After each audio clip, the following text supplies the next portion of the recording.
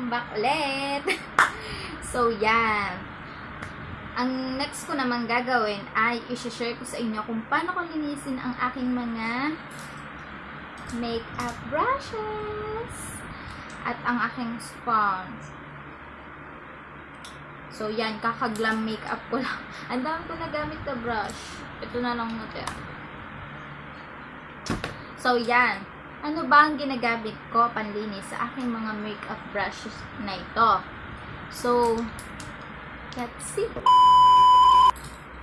Let's see. Ito na nga. Sabi ko na nga. Walang iba kundi Safeguard. So, yan. Naglilinis ako ng aking makeup brush using Safeguard. Actually, nagkaroon na din ako ng take nito eh. Kaso na-delete ko nga. So, yun. Uulitin ko na ulit. Yan. Kita nyo naman guys sa mga imperfection ko. Color ng aking mga makeup brush. So, yan. Ano pang hinihintay nyo? Tara na! Arat na! So, ang first kong lilinisin ang aking foundation brush. Yan. Babasain ko muna siya ng konting tubig. Yan. Then, ito yung ating Safeguard. Konti lang yung pagbasa sa kanya. Yan. Tapos, yan. Ibabrush lang natin na ibabrush.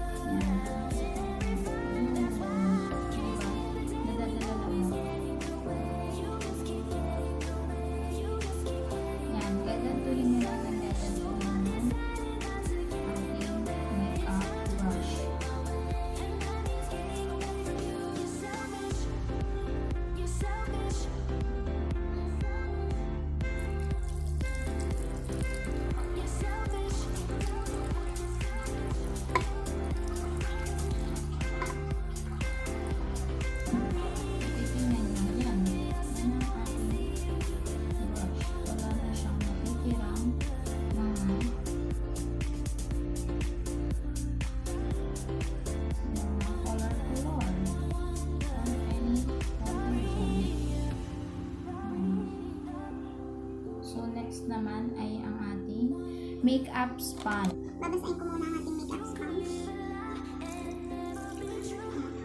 After ko nabasa, igaganto ko lang siya. Kasi dry. Tapos after natin isihin.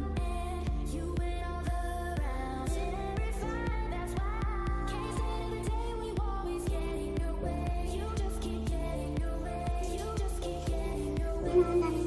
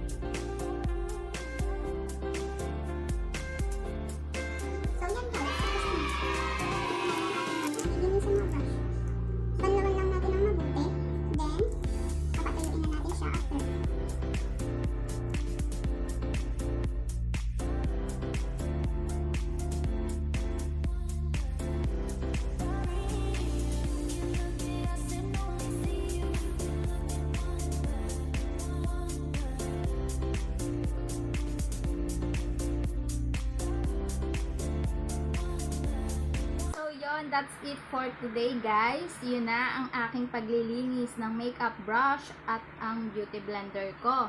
And I hope sana may natutunan kayo. So, ito, mura lang siya. I think mabibili nyo siya sa grocery ng 50 pesos. Murang-mura na. Safe ka na. Safe ka pa. Yeah, sa murang halaga. So, natry ko na din guys yung color pink niya. And mas gusto ko yung color pink niya dahil mabango at yon, plakado din maglinis ng ating mga makeup brush. So, yon. And by the way guys, may nagpapa-shout out nga pala sa akin. So, sila ay So, eto na. Sina Jamal Magpile, Elmer Salazar Deliso, and hi sa aking mga classmate dyan sa BT Ted 2201. And I miss you all. At sa aking mga best friends. Hi! Hello! Keep safe everyone! So, yun lang. And thank you. And by the way guys, huwag niyo kakalimutan na i-subscribe or i-follow din ako sa aking mga different social media accounts. And I will follow you back too. Then, don't forget to click the bell button para ma-notified ka sa mga susunod ko pang video or vlogs. Thank you! I hope you learned something from me. Bye-bye!